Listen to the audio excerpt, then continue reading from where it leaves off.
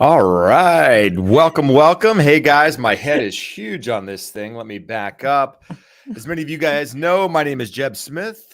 With me tonight, we have Christina Smallhorn, who many of you guys may know. Welcome to Live at 5, the educated home buyer. We're here to help you buy right, borrow smart, and build wealth through real estate, ownership, and financing.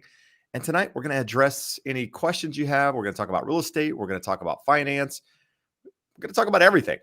Christina, welcome to the show. I'll let you introduce yourself. I don't want to butcher the introduction here. So, I'm Christina Smallhorn. I run a YouTube channel called Christina Smallhorn. I talk about affordable housing options and helping people that are buying affordable housing options not have predatory lending practices. As you know, there are a lot of them when it comes to more affordable homes, more affordable, the more predatory lending practices happen against them. So I make videos that help people so they don't have that happen to them because I find it repulsive. and she does an awesome job. So, we'll link to the channel in the description. If you're watching this later, we'll throw it in the chat here in just a minute. But Christina, I appreciate you being here last minute for one, because I just reached out to you a couple hours ago to get someone on the show. I forgot that Josh wasn't going to be here. He's my normal, my mortgage expert, answers all the loan questions that people have.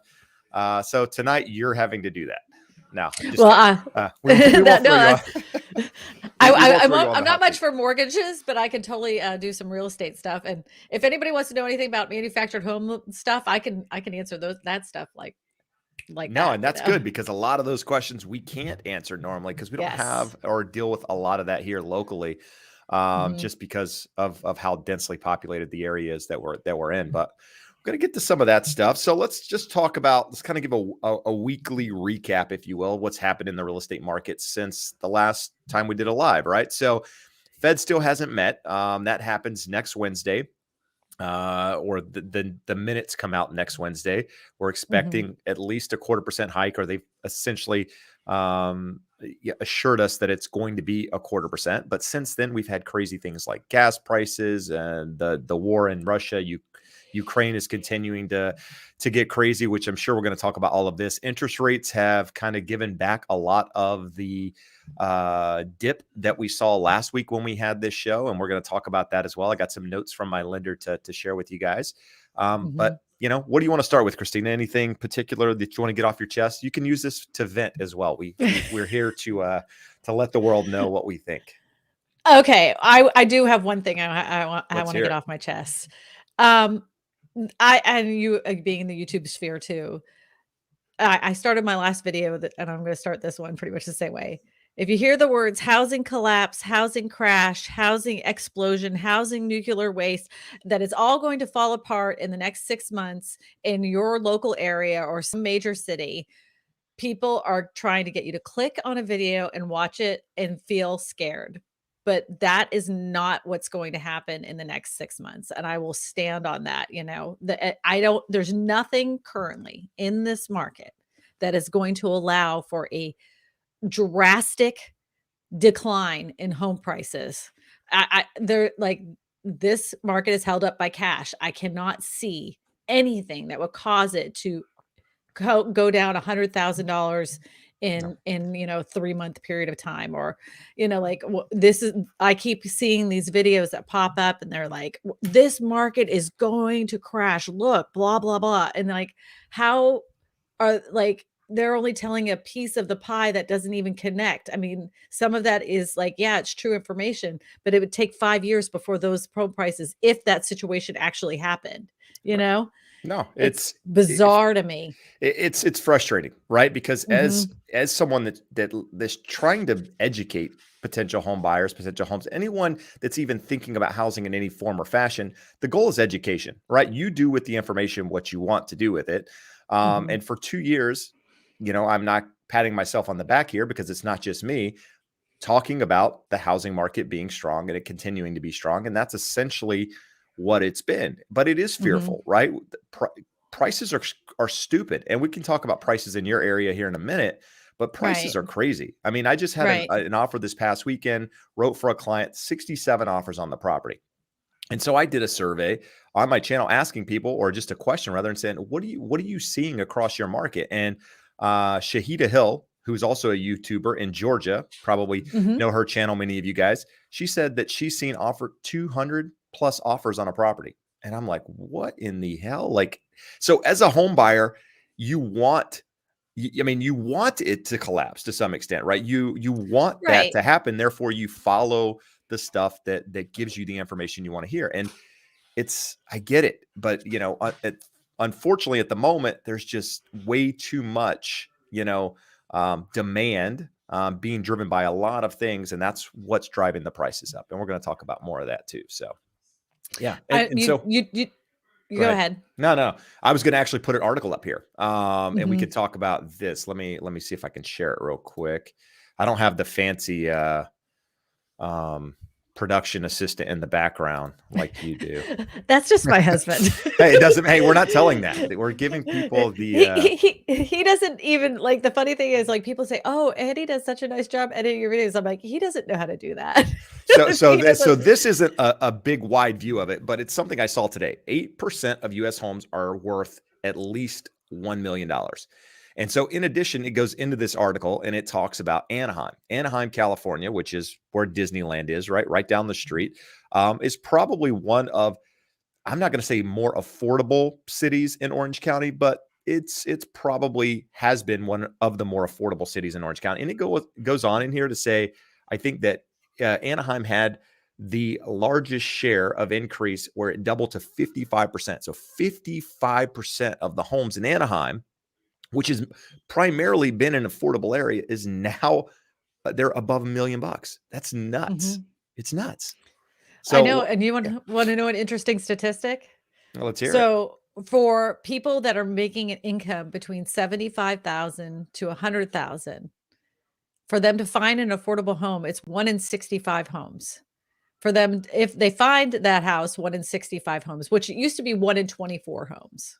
Now it's 1 in 65.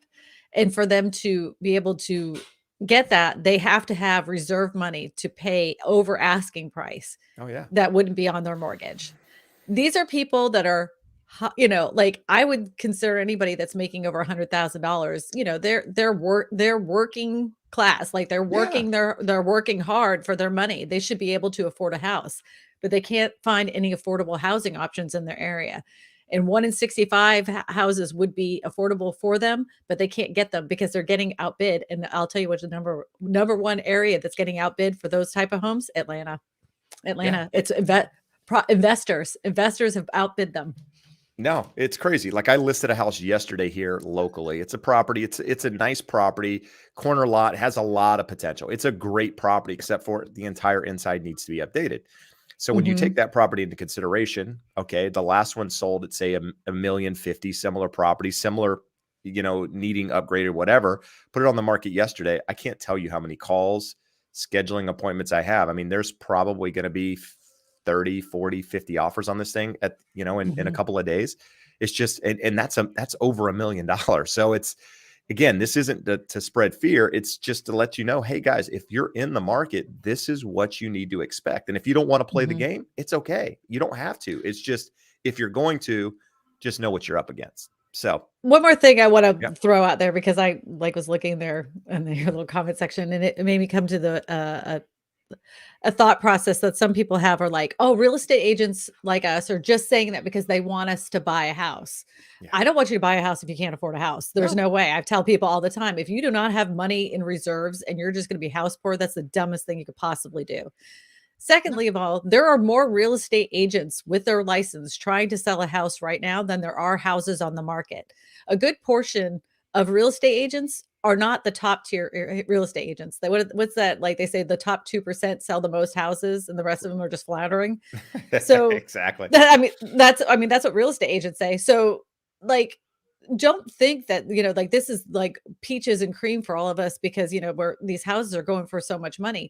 It takes us a long time to find somebody a house. So something that would have normally taken just maybe a couple, 2-3 months for us to find a home for somebody, it's taking 6 to 9 months to find a home for somebody.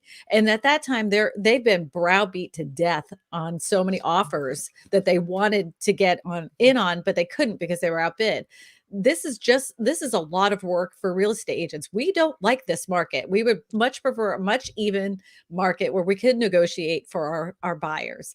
It isn't, and some of the sellers are ridiculous. Some of them are fair, but some of them are absolutely ridiculous with what they want. And they know that they can get it, and they're almost mean about it. Like, you want it, you're going to get it. Yeah, sure, it needs a new roof. You want the house or not? Like, yeah, there's cement in the toilet, but who cares? You're going to want the house or not? You know what I'm saying? Like, No, I get there it. are sellers like that, because they can be right now, and we don't like that. We don't like that for our clients, because we want people to have a good buying and selling experience. And in this market, only one side is getting a really good experience, and the other side feels like they got raked over the coals. They are. I mean, they are getting raked Mhm. over the coals, and it's frustrating, right? I mean, it's not woe is me, because, I mean, granted, the real estate market is treated me very well over the years, but at the same Mhm. time, I've written more offers in the last 6 to 8 months Mhm. combined on properties that haven't gone anywhere than I probably have in my entire career. I mean, you could add every property I've ever written an offer on in the last nearly 20 years. I've written more offers than that in the last 18 months that haven't done anything. So it's crazy. It is what it is. But there are some factors out there that are, at the moment, that might slow housing down a little bit. That rising cost of gasoline is one of them.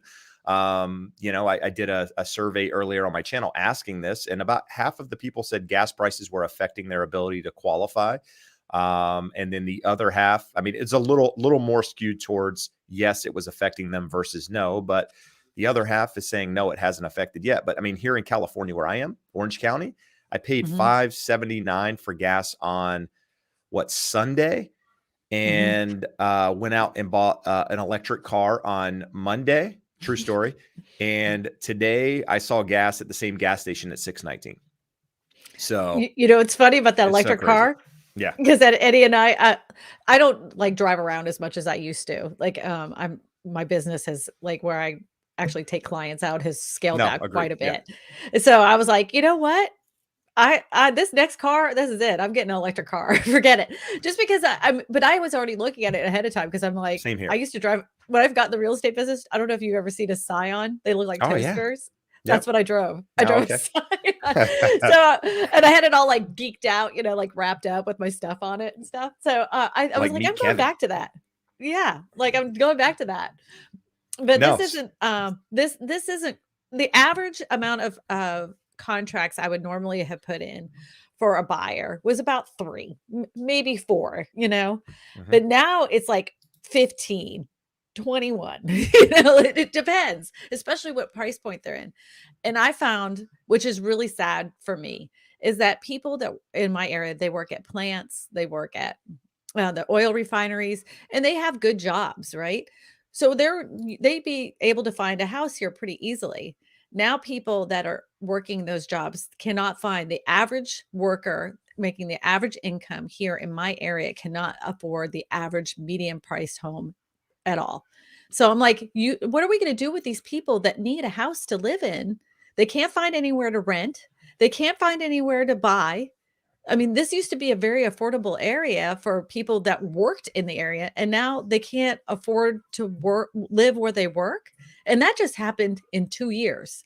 It Yeah. wasn't like this 2 years ago. In 2 years, it it's freaking me out. Like, I don't know how long it can last. Right. I know it's not going to last forever. I just don't see it falling apart in the No, next 6 agreed. months. And where does it fall to? And I mean, Mhm. we Josh and I went normally on here talking, and historically speaking, one of Josh's mentors, again, my lender, who many of you guys know watching the channel, he Mhm. does analysis based on our local market here, and Mhm. he goes back and he talks about historical crashes and all that.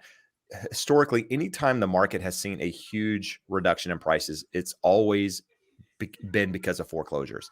And this time there are no foreclosures to be added to that excess inventory that would eventually push prices down. It's because of the amount of equity people have, it's preventing that potential foreclosure. People are able to sell, take the money, and move on and sell their house at market value.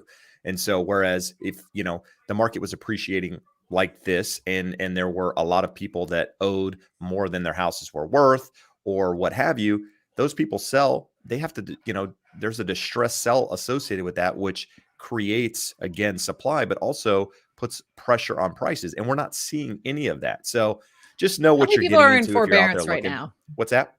How many people are in Oh, forbearance right it's now? low. It's like in the The last hundreds of time thousands. Yeah, it's not a yeah, lot. well, the last time Yeah. I looked, it was just under 800,000, No, just under. it's way lower than that now. Yeah. It's I in the just quit lower looking after it hundreds. was under a million. I don't know where it is, but it's inconsequential at this point. So, Right, but um, that's what people were counting on, and yep. I was very nervous at the like, I was one of those people at the beginning. I'm like, "This is a sign that we could have a problem of a crash," because of how many people took on forbearance. I was very concerned because I remember what happened in the last housing crash Yep. and how many people which had to go through foreclosure and short sale, and those numbers were pretty on point with exactly the same numbers. I'm like, if all these people can't pay their mortgage right now, what happens when this program ends?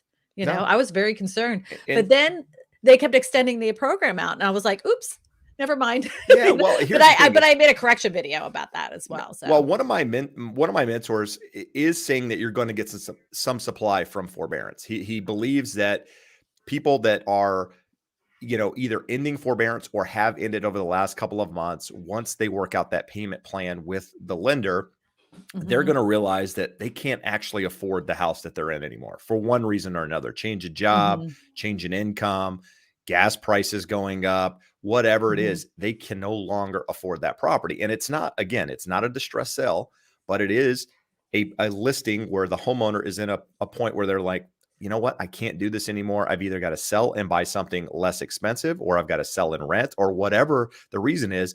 But he believes that that's going to create some inventory. Now, he doesn't believe it's going to change the housing market, but that's mhm. likely to happen over the next couple of months. So we're getting into that time of year where we start to see a little bit more inventory. I'm assuming it's the same where you are. And every week I update you guys on my inventory here locally. Today, Orange County, 1,386 homes. That's pretty Oh my much where god, we were last week. That's 3.3 million people. There's only 1,386 homes. that's terrible. Huntington Beach, 200 plus thousand people. We have 97 homes on the market today, Mhm, active listings. And so that market, I mean, that number at the middle of the week was upwards of 120. I say the middle of the week, between last week and this time, say towards the weekend, was about 120. So there are mhm. listings coming on the market. I think that's important to note. There are listings coming on. The demand is just taking up that inventory. So inventory is not building because it's being met with demand. So, I think they said that's there were over 5 million houses short for the five to six, minimum yeah, living. between 4 and 6 million, depending on Yeah, who's counting. Yeah. So right. the builders need to build on average about 500,000 more homes per year than they've been building over the last 10 years to, Mhm. to, to basically solve that number in the next 10 years, which isn't likely to happen. Oh, no, there's no incentive. Yeah. There's Yeah. no And incentive then for them to here, do like it. where I am in Orange County, we're in Huntington Beach, rather. The state of California determines, or not determines is not the right word. They, we'll just make it really simple. They make the city of Huntington Beach build so many affordable homes per, a certain time period. And so I don't know what the exact number is for Huntington Beach, but there's something like they've got to build some crazy number. It's like in the hundreds of Mhm, affordable homes in Huntington Beach in the next 10 years. And if you've ever been to Huntington Beach, you look around, you go, well, where the hell are these things going to go? And what happens mhm, is it's becoming a lot of high density type stuff that just mhm. puts pressure on traffic. It puts pressure on parking. It puts pressure on a lot of things. And there's a lot of people fighting this sort of stuff because it changes the entire dynamic. So even though they've been mandated, if you will, to build this stuff, it's a fight from the city, from the county, in different ways to not do it because of the other issues it creates. So it's just a mess. But nevertheless, I have mixed feelings. I probably have a different feeling than you do about it because I look at it this way. If you don't have affordable housing in your area and then you want people to work low wage, low income working jobs, where do you expect them to live? no, yeah, I And mean, so and then you're gonna cause the traffic anyways because of the fact they're gonna be driving to get to your location to take that low paying, low work job. So build the houses and shut up. Yeah, no, I mean, here what's crazy though, like, the affordable housing here isn't like your typical affordable housing, right? It's like the city subsidizes the price, so to speak. So instead of it being an $800,000 property, it's a $650,000 property, and they limit the people that can buy them based on income, people, number of people in the family, that sort of thing. So they still have to qualify with the city. And you look at it and you're going, these aren't affordable by any stretch of the imagination, but they're still more affordable based on where our median price is and median, right, where the and median all price that. is. So yeah, right. But for some reason, when you hear affordable housing, people have it in their brain negative. Yeah, that it's that like, oh, you're going to have nothing but people laying on the streets with needles in their arms, and it's going to cause all this crime in the area. I'm like, we need to change this mindset, because that's not what I'm talking about. I'm talking about people like in a normal area that make over $100,000 a year that are working at your local plant, no, that agreed. want to find a house to live in, No, like absolutely. I don't know why it's like a 4-letter word for people. No, it definitely It's a is. potty word. Affordable housing is a potty word for some reason. So guys, we've been here, 23 minutes. Let's dive into some questions. We'll get some questions answered here. I'll take some of the mortgage questions just to talk about them off the top of my head, and then we'll kind of throw some stuff your way as well. We got some hellos, but Alex started the show. Before the show, in fact, put a question up here regarding jumbo loans. He says, would he be better paying?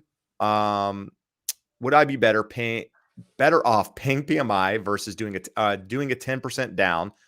Let's start over. I can't talk. So we're going to start over. Alex, here we go. Regarding jumbos, would I be better off paying PMI versus doing a 10% down, no PMI jumbo loan at a higher rate? My thought is paying the PMI for a short term until 20% equity. And he goes on to give a little bit more information. But here's what I say in these scenarios, Alex. You're paying for the PMI either way. You're either paying for it because you're paying it up front in addition to your mortgage payment, or you're paying for it because you're paying a higher interest rate.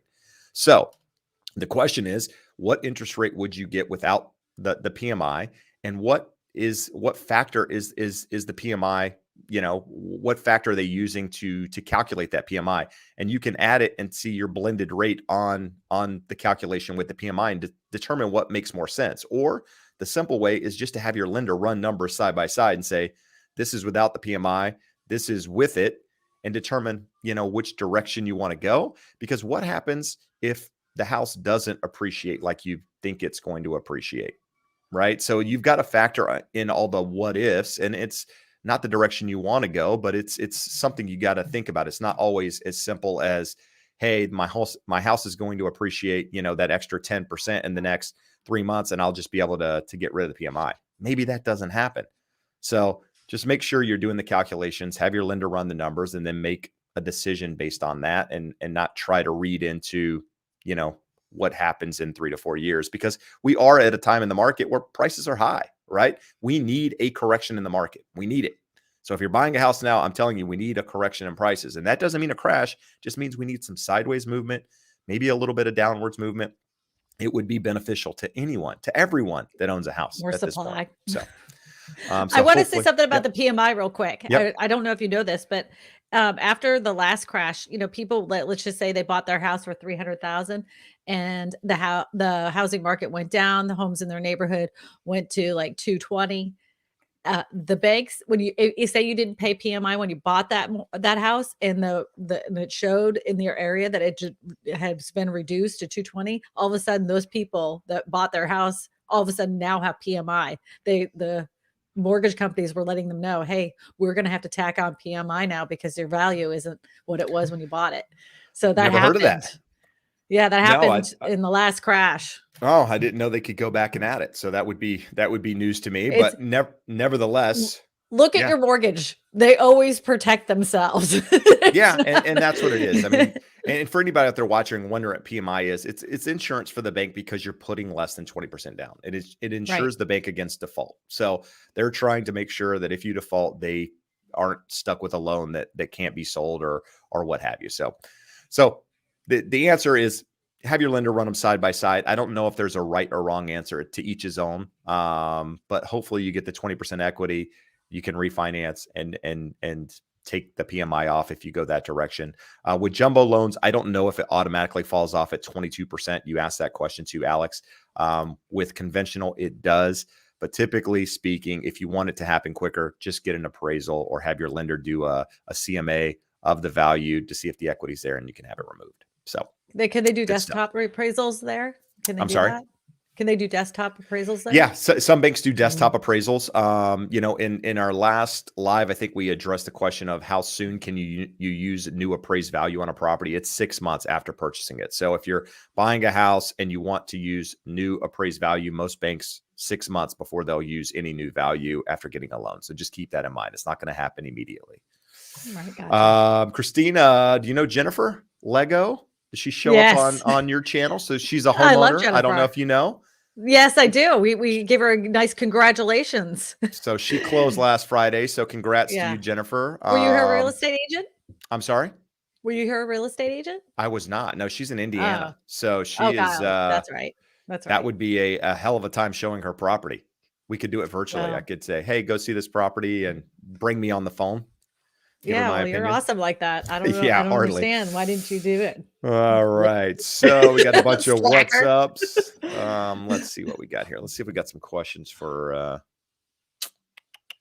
Jennifer knows everything. She's like giving my life story right there. She's like, oh, she's from Louisiana. She used to live in Florida. Yeah, I couldn't even remember that she was in more Indiana. about real estate than I do at this point. I'm pretty sure. Yeah, she's so good. Dan says the quantity of homes for sale in San Diego is under 2,000 for the first time in a long time. So it's rough. So Dan is a real estate. He's a YouTuber as well, but he's in San Diego. If you want really specific information on San Diego, he's a good contact. A lot of you guys ask me for San Diego stuff, but he is a much better contact for that. So check him out. And he's so good looking. And he's got really good camera angles, and like he makes really good videos. Follow him on social media. He does a good job. He's a cutie patootie. I always give him smack.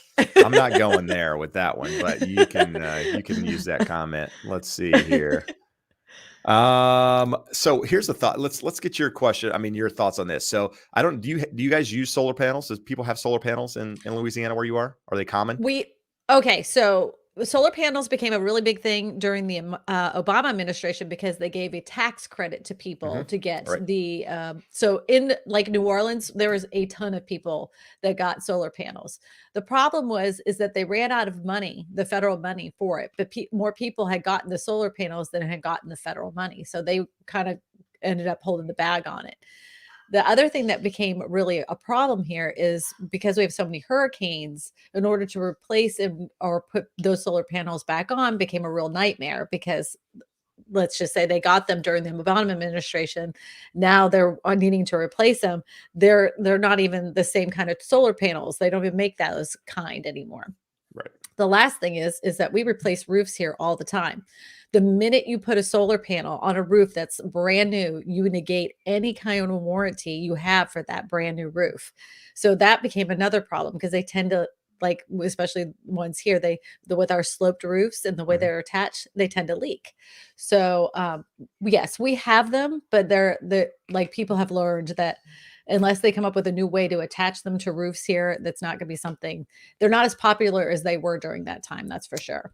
Got it. So so Steven's asking, does putting solar panels on your home increase its value or will it make it harder to sell? And do you know how the California solar program works? So here's the thing. In my experience,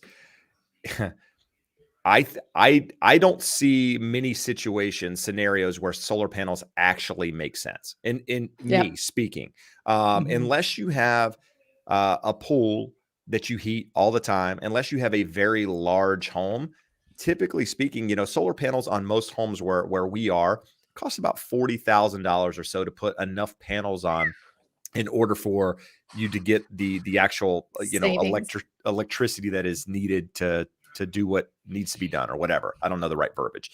But it only saves you like a couple $100 a month. So in order for it to make sense, I mean, a lot of these people are paying for the savings are minimal versus what they normally pay per month.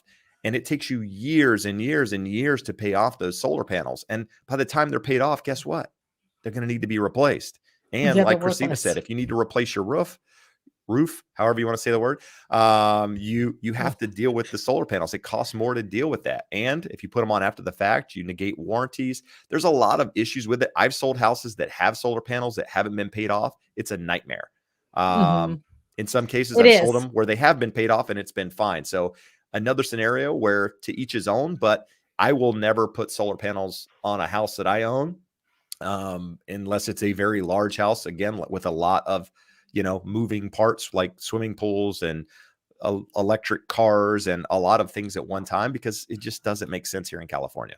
So the other thing I want to say is that if you do put solar panels on your house and they're leased here in Louisiana and you're trying to sell your house, the buyers do not have to purchase your house with the solar panels, right? Because it's a separate thing. It's interesting. same with a generator, right? So if the buyers say, yeah, I want your house, but I don't want the whole house generator, and you still owe on that, you as a seller you have to finish paying it, even though you sold the house and they Does don't that want not it. have to be negotiated up front as like part of Oh the yeah, it's original? totally negotiated. Yeah. It's totally negotiated. But many people don't want those solar panels. They don't No, want I them at agree. all, Yeah. and so like sometimes the sellers will say, well, I don't want to have to pay to have it removed. So what I'll do is I'll turn it off and turn off the like whatever the lease or whatever, so that way no more natural gas is going to your generator, or whatever the battery system is. We'll turn that off. We'll leave them on there, and if you decide to do it later on, but they'll continue to pay on it, because that way it's not attached to the Interesting. property. Wow. Yeah. So, and here in the state of California, there is, they were mandating solar panels on all new construction. It's like a thing. There has since been some changes in that whole thing. I don't know what has been signed and what is actually going into effect, but there is a change with regards to solar panels in California and how all of that, the incentives and all of this stuff works. Probably going to take a little bit for it to play out. And quite frankly, if I'm honest, I haven't read in detail about it. So I'm not really here to, give you really much information at the moment, because it's not, pressing news. But just know, if you're going to put them on a house, make sure it makes sense, for one, and make sure you're going to be there for a longer period of time where it actually you get the savings. Like for me, right? I bought an electric car. I'm not crazy enough to think that just because I bought an electric car, I'm now saving money. I own my other Right. car basically free and clear for the most part. Like I didn't have a payment. So it did. I'm not saving money by getting this. I realize that. I've been thinking about going electric. I wanted to go electric. So I did it. Like I'm not, crazy enough to think that, hey, gas prices are going up. Jeb doesn't have to pay gas bills. No, I'm paying it another way. So just make sure you're thinking through the whole process and not making quick, irrational decisions. Oh, speaking of quick and rational decisions, if you decide to go with the solar panels, make sure you get it approved with your HOA if you're in an HOA, and put it on the correct side of the house, because there is a difference. You may Yes. have gotten better energy savings if you put it on the one side of the house, but the HOA say you only can put it on the other side of the house. So you have There you to go. be very get that approved ahead of time. Sounds like somebody that's somebody that's been through that process. So Well, yeah, I mean, these are all things that always pop up in real estate. Like, you learn something new, or every single contract is always something different. Even every single person you talk to is always a little, we learn stuff along the way. every day, every single day. Chris has a question here that I think a lot of people can benefit from. Touch on tips on writing an offer that will stand out in this crazy market. So Okay. we've talked a lot about them in many videos. I'm sure you have as well, on things you can do to make your I know offer nothing. stand out. But if you were writing an offer for a client today, Christina, what are some suggestions you would give to them, to help their offer stand out? Now, each area is going to be a little bit different, right? What's happening in your market, what people are doing might not be the same thing that's happening here. And I'll talk about that a little bit, because I am making offers on properties in other states at the moment and what the agent's recommending to me on that side. But what are you seeing in your market, and what are you recommending buyers do to kind of help stand out? One of the best programs I've seen come out for home buyers right now, especially because they're fighting against cash offers, is Trevor Smith. I don't know if you know who that is. He's a mortgage guy. He also works he's also a real estate agent, but he's mostly a mortgage guy. His company that he works for they pre-underwrite you. So basically you're all underwritten ahead of time, and they say, okay, go ahead and buy the house and you can close in 2 weeks. So it looks like a cash offer. If they can't get it completely signed, sealed, delivered at the 14 days or whatever they promise, they'll buy it still at cash. Got it. And you close with them with a loan. So that way you have a strong offer going in because it looks like a cash offer. I think Ribbon Homes are one of those is like. This is better than Ribbon. Okay. So one of those does something similar. Yeah.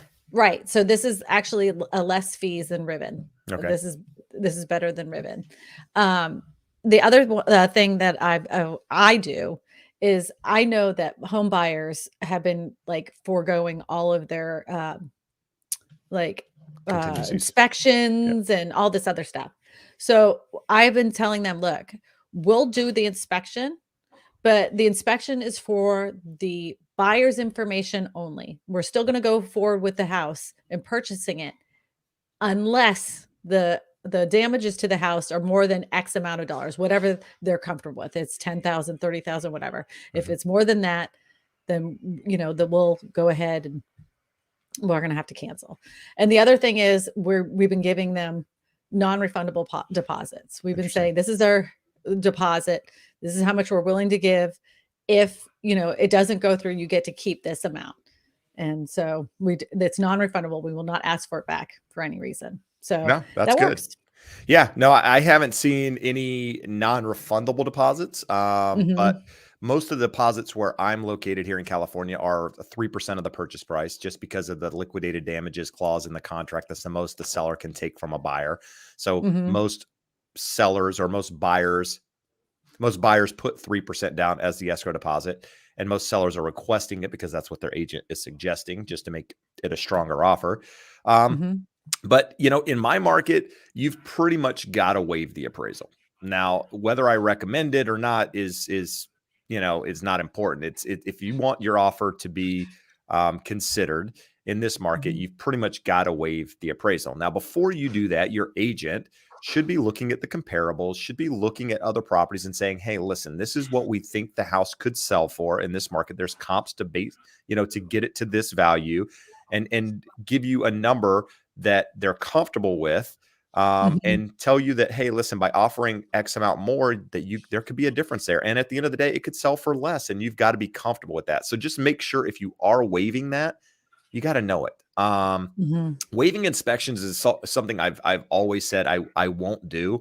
For my clients, I won't waive an inspection just because I feel like it's really, it is the most important piece of that entire process.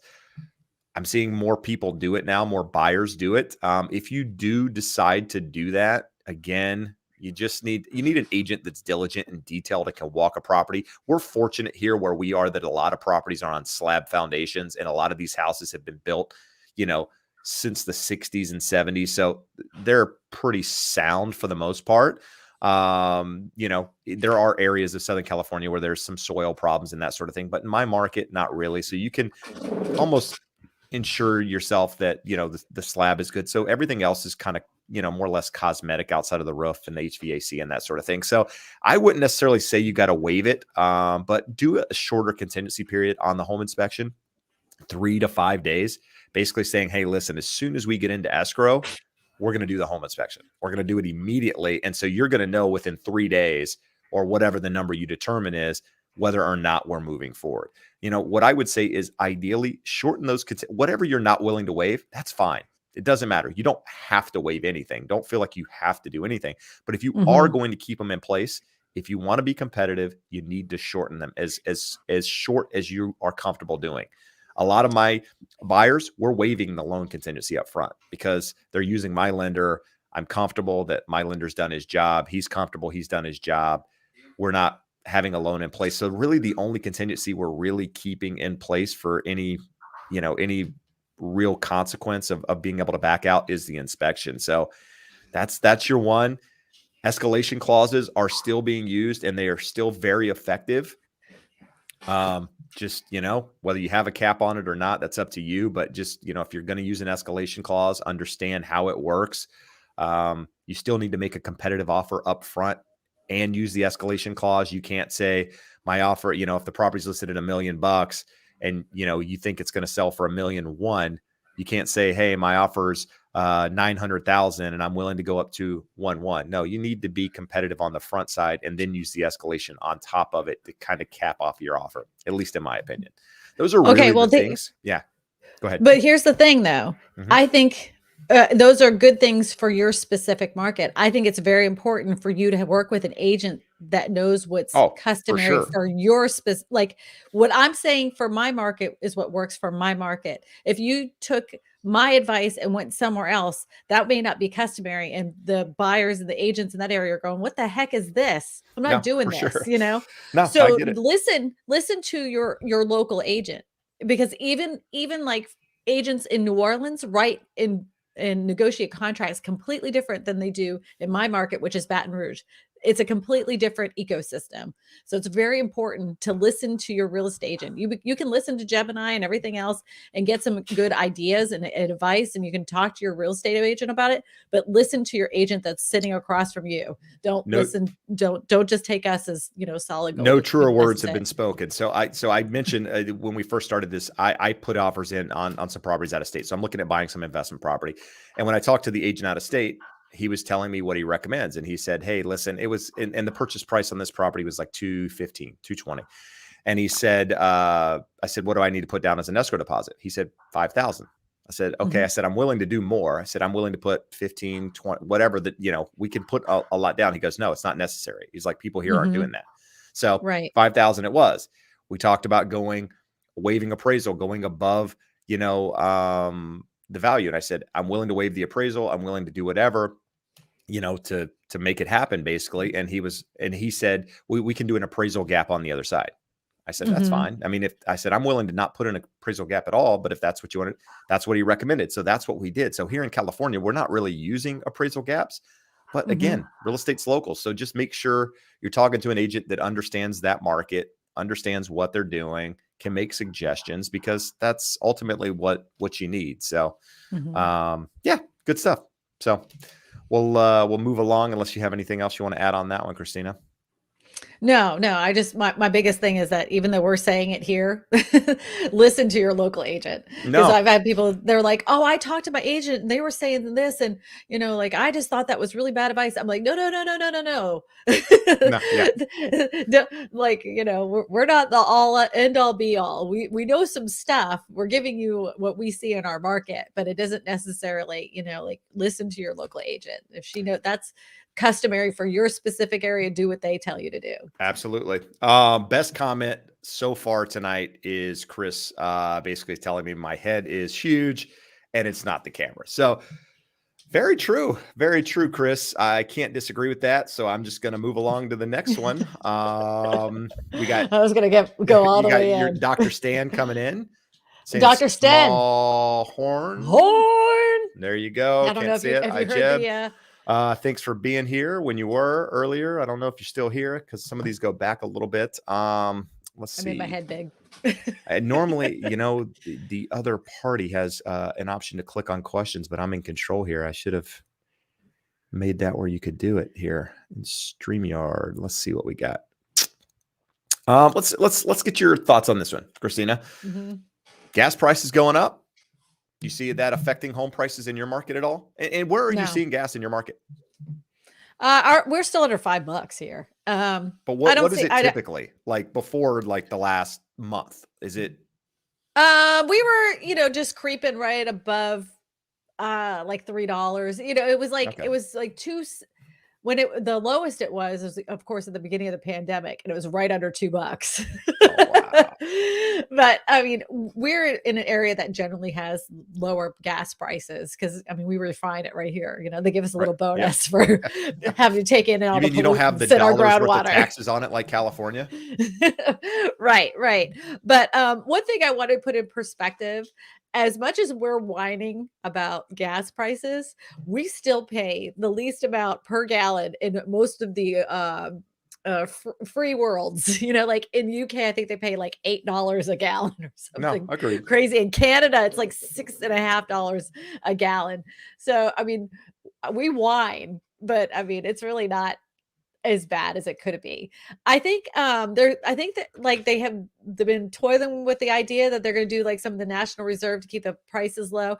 But these corporations that run these gas companies, they have over like 9,000 drilling leases that they could, and they're approved drilling leases. All they have to do is tap in and start all over again. Like it isn't much for them to do it. So if they wanted to lower the price, they could.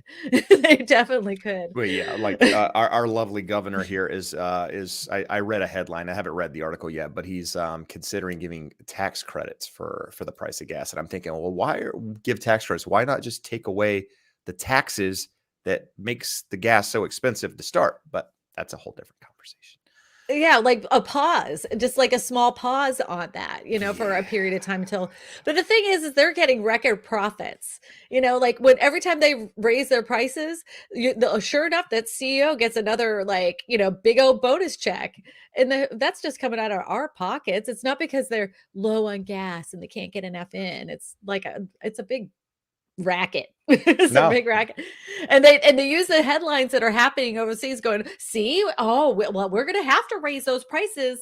Even though most of our gas comes from the United States, we're still going to have to raise those because, there's a war. It's like, no, I get it. It's very true. Another solid comment tonight, Christina. Look at this smart horn. I like it. Christina smart horn. We'll just Maybe I'll add change that my in channel there. name. Oh, I'm also Rebel Horn. Did you see this, Jeb? I shaved my head. I did. So a Look Rebel at that. Horn. It's like trending. You got rid of I want to hair be and like I you. grew it. Like what you Yeah. got rid of, I put on my face. Well, I want the sides of my head to look like yours, so I'm going to go get a fade over the weekend. I am. Yeah, You see somebody how was yours telling me fades out? last week. They were like, "Dude, you should fade your beard into your haircut." And I'm like, "Yeah, I'm not. I don't think I'm there yet. Maybe, Do it. But yeah, we're just Go gonna to a see how long barber. we can continue to grow this thing." Yeah. My views go down as I get more hair on my face, so it's becoming interesting to see which can last longer. If I want you to at Christmas time, like totally decorate it with glitter Oh, and little ornaments of houses in it. I like it. So my wife and I have a bet right now. We didn't get to do it last week because she was sick. Last night we went and the bowling alley was booked, so we didn't get an opportunity to do it. But we have a one match bowling, and neither of us bowl, by the way. So it's not like we're competitive bowlers. This is not that at all. We just wanted a friendly competition. And her, if I lose, she gets to glitter my beard, full on like glitter, and I have to do a full day and the live. So it has to be a Wednesday where I do it full glittered. And if she loses, she has to caddy for me on the golf course, wearing the jumpsuit, Masters weekend with my name on the back, carry my clubs, the whole thing. So it's got to happen here soon because the Masters is in like 3 weeks. So sooner or later, I'm either going to have a glittered beard or she's going to be my caddy. I don't know which one. I hope she wins. Man, tell your wife I'm rooting for her. A lot of people are. Let's see. Brian gave us super chat, $10. Thank you, Brian. Buying our first home in 07. We thought that the market was crazy. This past year in Raleigh, 300% worse. Yes. Spring market should have started 3 weeks ago and nothing, just silent. So Brian, I don't know if you know this. I'm originally from North Carolina. I was actually back home in North Carolina about 3 weeks ago. In fact, visiting family. I was in Raleigh 3 weeks ago. I was there before you. So I was there about the week before you were, because I saw you post something that you were there. So I was there and I stayed with some friends in Raleigh the first night I was there. And basically it was crazy. Like we were talking about housing and housing prices, and same thing. They were saying that how competitive it was and just how nuts things are. And even where I'm from. So I'm from a small town, about 20,000 people, Eastern North Carolina, rural area. That's where I grew up. And even there, house prices are like selling for above the asking price and whatever. And this is something like they've never experienced. I mean, you know, the house prices today are what they were, or not today, 2 years ago, the house prices were what they were 20 years ago. Like they just don't move in price. But now they're seeing that growth, which to me is insane because there's land everywhere. It's like, hey, just go buy a piece of land and build a house, or put manufactured or modular or whatever. And it just hasn't happened. So yeah, it's happening. I bet you there's inventory coming to the market, Brian. You're just not seeing it reflected because the homes are getting purchased pretty quickly. I follow someone on social media. I don't know who it is, but they posted an open house that she's an agent, and she was posting an open house, a video of buyers coming into the open house, and it was in Raleigh. Yeah. And I swear there must have been 500 people outside. And I was like, Yeah. what in the hell is going on here? But yeah, crazy times. Well, you know, Crazy you times. mentioned buying a modular or a manufactured home on a piece of Yep. land right now. The only way I would do that is if I was buying the model that was on the lot, because what's happening in new home construction is the Mhm. same thing that's happening in manufactured construction. So if you were to order a house custom from a like a manufactured home or a modular home company, it's taking 12 to 18 to 22 months for you to get your home Wow. to delivered, Is that because because of bottlenecks and their chain materials? supply. Yeah, bottleneck of materials and not having enough people to showing up to the plants when they were supposed to be there. They it's just they're just so far behind. There's so many people that have ordered over the past year. They have had a huge increase of people that have ordered and they just don't have enough people to make them, and they don't have enough building materials. They were short roofing supplies for a period of time. They were short there's a specific type of nail that they use to put them together. They were short those. They couldn't get those in for the longest time. So you So would it caused probably, and you're delays. the best person to ask this to. So the ones on the lot, the models, did they actually sell those with the Yeah. lack of being able to build new ones? Because if they sell those, then Yeah. how do they have people come in and order them? They will put up just a few of them on the lot, right? So they have the best ones up front, right? Those are their show models. Then they Right. have the ones that typically people would buy, which would be like your spec homes. Got So it. they have those ones in the back. They'll keep a spec home on the lot for a period of time before they discount it.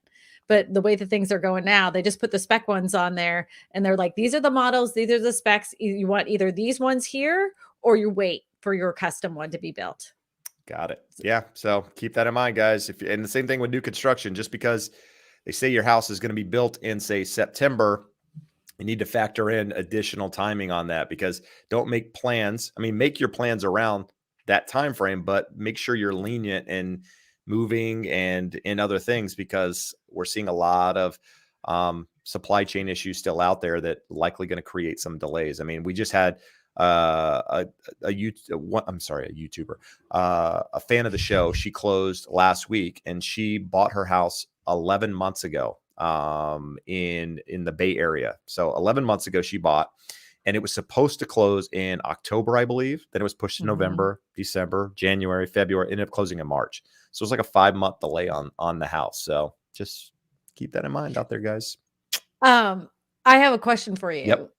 Are you guys like, this was not a thing that I had ever heard about until like mid pandemic. I had Julie Patterson on, who is a real estate agent in California. And she was telling me about how sometimes in California that by the time you ordered the house, let's just say it was 750,000, by the time you got to closing, it became 800,000 because of the cost of materials in the area. I'm like, that would never fly in our area. Never fly. They negotiate a price, that's the price, and that's what you close on. Then everything happened with the pandemic and the way the builder contracts happen. Sure enough, like people would put in a house like here, a typical house would be about 200 to 300,000. Now that because it took so long for them to build and the materials costs going up so high, they were like 350,000. Even though they negotiated at 300,000, some of these people were only qualified for like 325,000. They didn't have the extra 25,000 on top of it to purchase the house, so they had to walk away from the house they had been waiting on for 12 months. So Yeah. that I I've didn't know heard of that it was a happening. thing. Yeah, it Some people have happens. reached out to me over the course of the last year, on videos and that sort of thing, and emails, and said, "Hey, look, we were in contract at this. Builder changed the price. Should I move forward?" And that sort of thing. I haven't personally seen it where they've done it here locally, where they've changed the price mid contract. But that's the thing with builder They do it at contracts, closing. right? Yeah, I mean that's They that's do it at crazy. close. They Yeah, do it no, like that's 3 weeks before closing. They're like, "Hey, this is what it costs us now." They're doing it 3 weeks Yeah, before no, closing. that would be, I mean, could it happen? Absolutely. I mean, that's the one thing about builder contracts is there's so much room left in that contract to benefit the builder versus say a Absolutely. residential purchase agreement, right? Like the California agreement is there to protect the buyer, protect the seller, protect the broker, protect everyone. The builder's purchase agreement is there to protect the builder. Simple. And that's why it's really, really important, guys. If you're buying new construction, have an agent with you that understands it, that can walk you through some of those talking points on a contract, because they're not all the same. They send you a document that's this thick, where the residential purchase agreement here in California, I think as of today, is like 14 or 15 pages now. Their agreement's like 100 pages, and it's because it's so dense with protection for them. So just all Our of this builders stuff. don't sign them. Our builders won't sign that. They will not sign the state contract. They won't sign and it. Same here. We have to send it. We have to send it, with all of our signatures with the buyers on it, but they won't send it. But another thing is that I want people to really think about this too. If you're going into a brand new constructed area and they say, if you use our title company and our lender, we're going to give you $10,000 in closing costs to buy this house. Really shop those rates and really look at the terms of the loan that they're giving you, because I guarantee they're not giving you $10,000. No, I know there's been people just the be incentive careful. is not really an incentive. Right. Just look to see if that really is a real thing, if you really are saving $10,000, or are they just tucking it somewhere else in another part down the line? Are they sticking it in the title closing costs? Are they sticking it into your loan agreement? Look to see what they have, because I can guarantee you no builder is going to give you $10,000 to buy their house in this market. No. And a lot of times just be careful. It'll come in the form of a $10,000 credit towards the design center, where stuff is 50% priced up versus just doing it on your own and going out to, your own contractor. Granted, it can be financed through the loan, so that is some benefit to those that don't have the extra cash. But if you have the cash, a lot of times it doesn't make sense to do it. Bless you. Excuse me. I'm allergic to bad loans. There you go. Good one. Hey, look at that. Nice work there. So you guys we've been on here an hour. I don't know what your timing looks like, Christina, so let me know.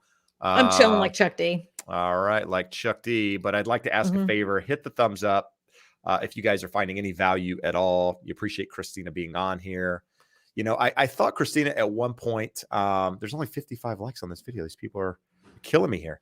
I thought at one point, wouldn't it be cool to have it would be tough to moderate, but to have 4 or 5 different quote unquote YouTube realtors on one of these lives and do a live stream across all of it and talk. I just don't know how you would you'd have to have a designated moderator to do it, because otherwise it'd be a lot of talking over each other. But I think could be cool to get a lot of people on here, even if they have different opinions, just to talk a little bit about housing. So anyway, we did that.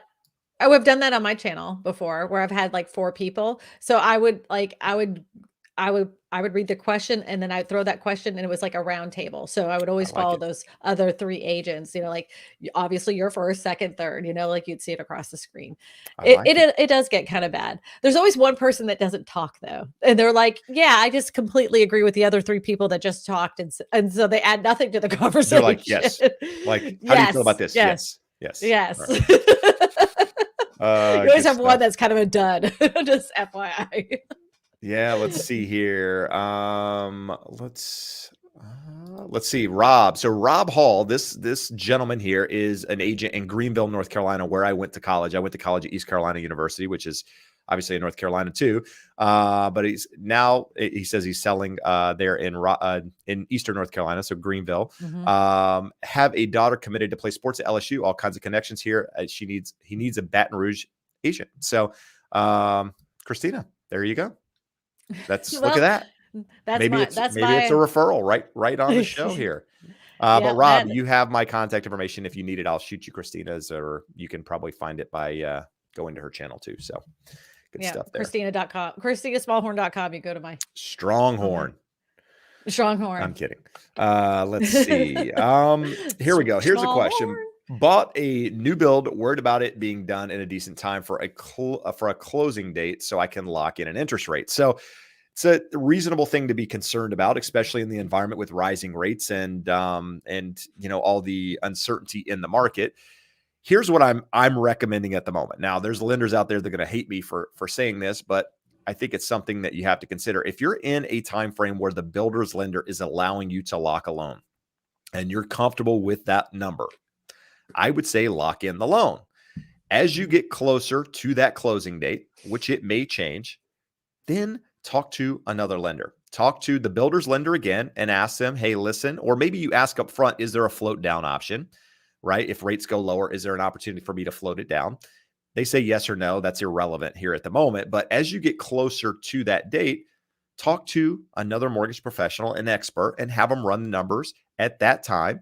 If the rate is lower, then maybe you move the loan to the mortgage expert or professional that you're talking to at that time and move forward with them. Or maybe you use that as leverage to go back to the lender and say, hey, listen, here's where I'm at. I locked the loan with you some time ago. The rates have gotten better. You can't float down. They're offering me this. Can you match it? If you can't, I'm going to go this direction. Use the leverage. Yeah, Christina. I have a question. Yep. I've never heard that term or terminology, float down. What does that mean? I Yeah, don't understand. I've never heard that before. Okay, so float down is essentially used in lending. So it means that, say, if I locked my interest rate today at 4%, if the lender has a float down option, that means if rates went to, say, 3.5% in 2 months, if the rate at that time we're ready to close is 3.5% or it drops, that lender will actually allow you to float the rate down to a lower rate at that time. So will it be back to the 3.5, or is it like negotiated? Like it's not exact, like in between. But some will adjust it to market rates. Do they have to pay? Do you have to pay for that in order to float it down? No float downs. Now, some lenders do it different ways. Some lenders don't have it at all. Some lenders do. Just depends on what lender you go with. That some is a new say they term have to it me. and don't really have it. So go ahead. I've never heard that before. Yeah. That's a brand new term to me. Yeah. So a float down. So just check, but for security purposes, lock in the rate. Sure. If you like it, lock it, right? There's lenders out there that are using that phrase. I like it, so I'm going to use it. If you like it, lock it. And then use that as your security. That's your high side on the interest rate, assuming they will lock it now. And then as the market adjusts, if it adjusts lower, you can potentially go with another broker, or maybe they float it down, or, if rates go up, you've got the security of knowing it's locked in. So just hopefully that is helpful. Again, lenders probably don't want me saying that, but it is what it is. It's a competitive market and you got to do your thing. So is that only in California, the float down? No, lenders should be able to float some. I mean, again, not all lenders allow a float down option or have a float down option. So ask, different lenders if they have it, but it should be a nationwide thing. It shouldn't be a California thing. Okay. In fact, I was stupid. That's the first time I've ever heard it. No, not at all. I mean, I was a lender for almost 12 years prior to being full-time real estate. So back even when I was doing loans back in the 06, 07 days during the last debacle, if you will, there were float down options back then too. They just weren't very common.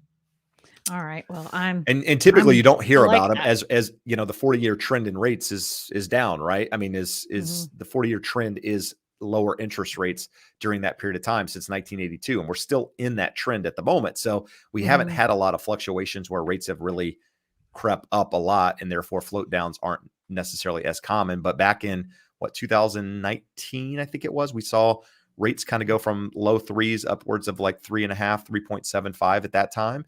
And people were doing float downs and that sort of thing at that time as well. So Robert has a question. I learned something new today. Thank you, Jeb, for teaching me something. I'm not sure I taught you, but hey, it'll give you something to research online. I don't know that I described it the best way. I didn't know that. That was a new thing to me.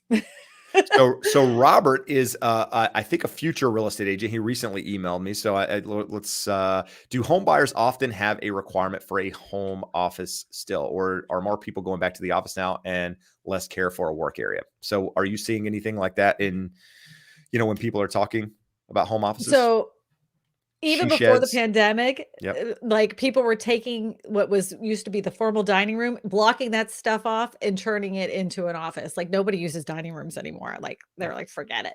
And then during the pandemic, a lot of people are trying to fight their HOAs so they could put a small house or some kind of she shed type thing in their backyard. I'm going to be actually talking to my HOA here because I'm going to be doing one in my backyard, because there's dogs and cats and family drive me insane. Yeah. So they're still a very popular thing here. Like people love that office space to get away from the rest of the world. No, agreed. And the further I'm away, the better.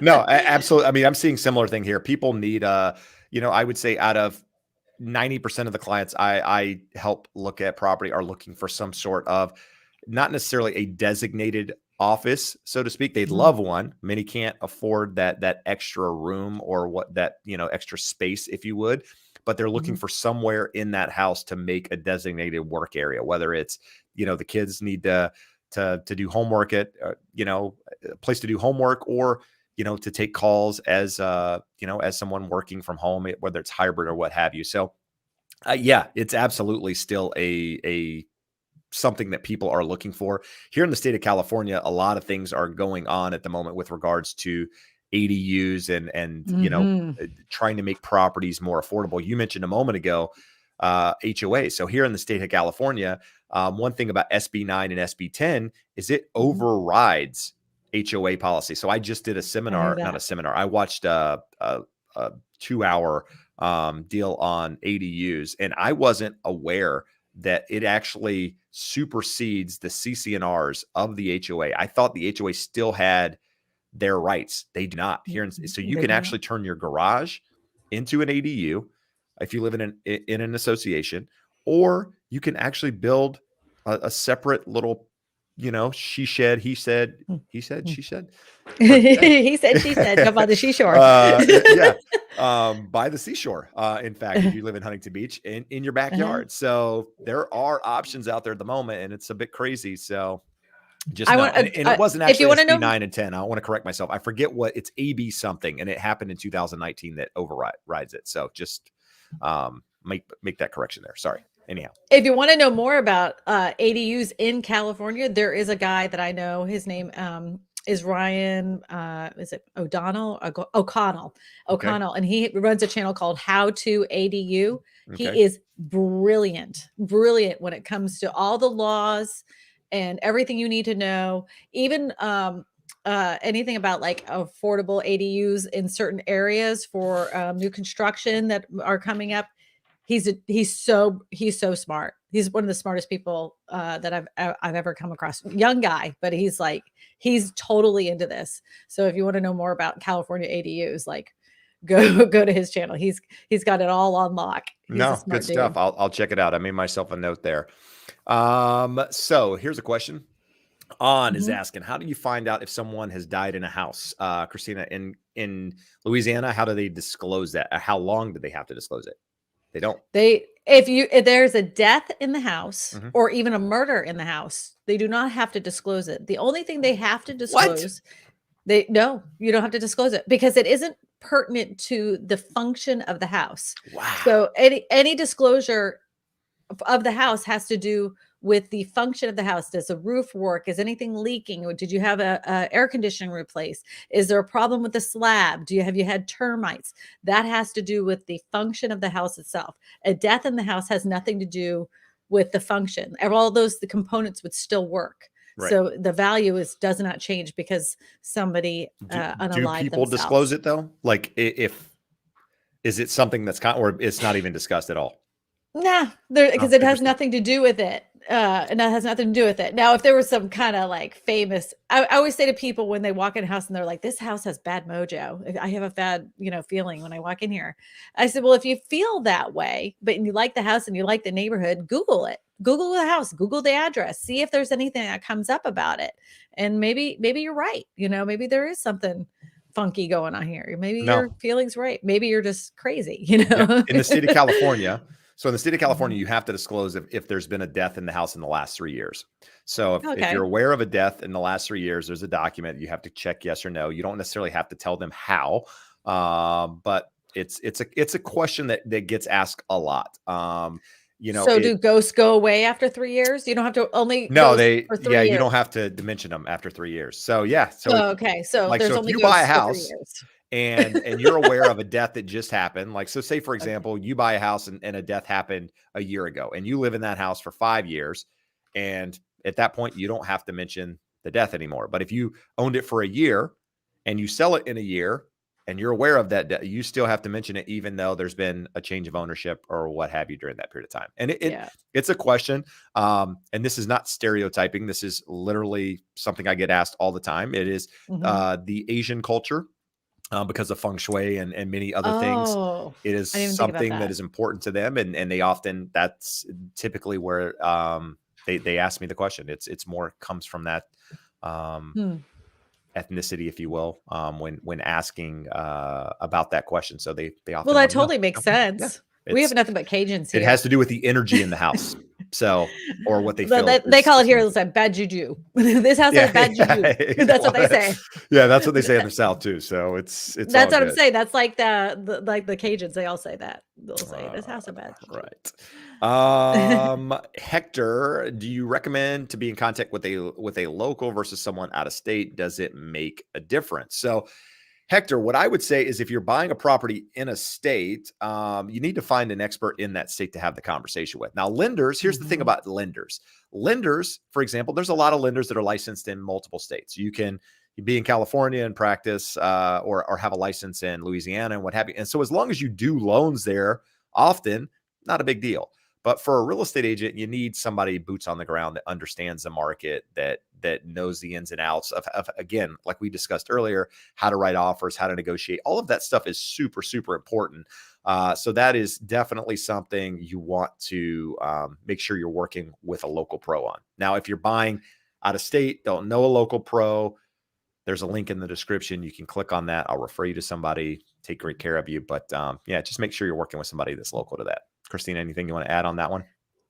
Right. I will say, when you work with national lenders, the ones that cover the whole entire country, the big names that you can think of, sometimes you'll get somebody on the phone that seems like your nicest, bestest friend, right? And you get into the process where you actually have now purchased the house.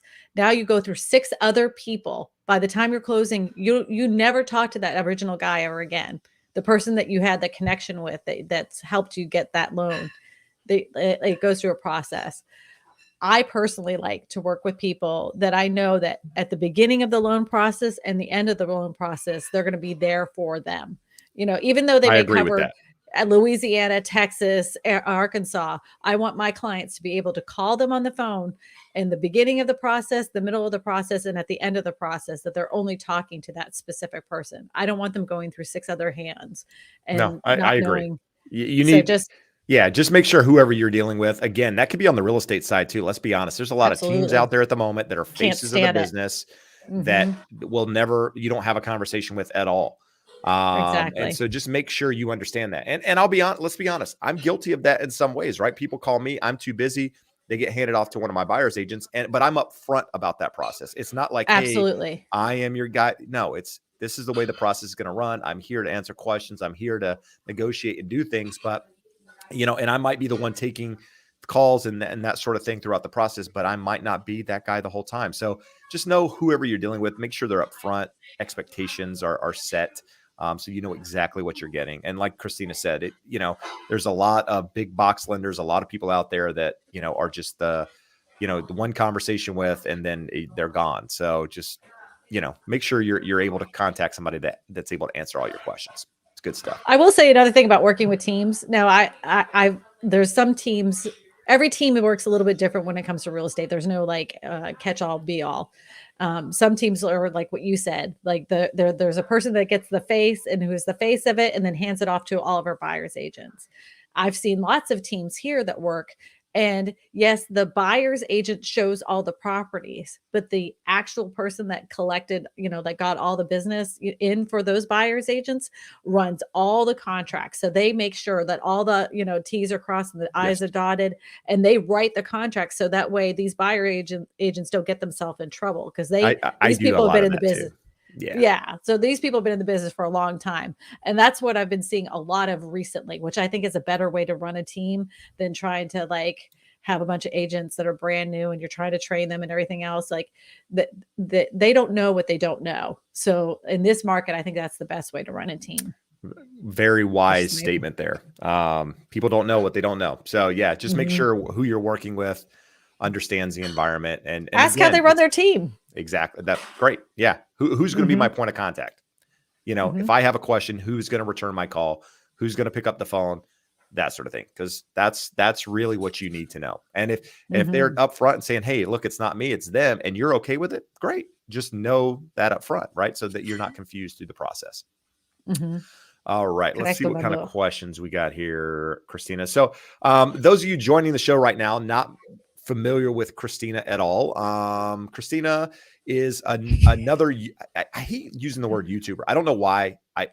It's not negative by any way, but I'm a YouTuber. You're more than that. But let's say YouTuber. Great channel on affordable housing, on, you know, real estate and helping home buyers, you know, figure out this crazy market, the path to home ownership in places where, you know, things are getting out of control. So check out her channel if you you know, want more information on that. She runs a great channel, does a live, I think, on Sundays, and yeah, all that good stuff. So, and you've been on my live. Thank her for being here, because otherwise you'd just be looking at this face and I'd be talking in circles and it wouldn't be good. I'd already be gone by now. So I can't do it by myself. It's tough. It is tough because I need someone to bounce off ideas. Because sometimes you'll say something and I'm like, oh, you know, but if you're doing it on your own, you can't, like, your brain can't jog because you're trying to. Well, that in my throat, like I've got to the point where I've tried to talk and literally nothing comes out because it's just so dry. So it's good. Julio. That's why I always have this. I got the insanely large. Yeah, I go energy drink at like 5 o'clock at night, so it's great for sleeping really sound later. Julio is asking, is it a good time to sell? So yes, no better. Yeah, the answer here is very easy. It is yes. There's no better time in history to sell a home than right now. But here is what's very, very important when thinking about this. I know what you're saying. Make sure you have a plan. Yes. When you sell your house and do what? It's okay if you're going to go rent.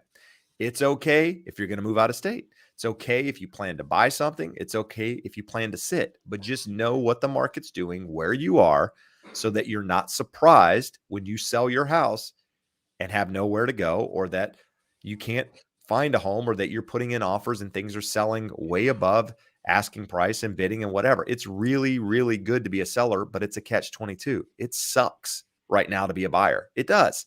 I'm not going to sugarcoat it. It sucks to be a buyer in most areas, and not because of you know, the housing prices going up. Yeah, that sucks. It's just tough out there emotionally.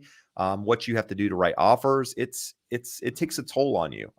So again, sell and do what? Have the what figured out before you figure out what you're going to sell. I have a question for you, Jeb, yes, on that. So what do you say to people that are saying, well, what I'm going to do is I'm going to sell my house right now, and I'm going to wait, you know, until the market crashes before I buy another house. I'm going to hold on to my $250,000 equity and wait it out. You know, it's a question that comes up a lot. It's funny, you know, when I'm standing at school, dropping my kids off in the morning, it's, you know, everybody, you know, around me knows that I do real estate, and they're like, you know, so what do you think about prices? So when are they going to crash? And I'm like, I hate the question, right? So I try to avoid it. I don't answer it.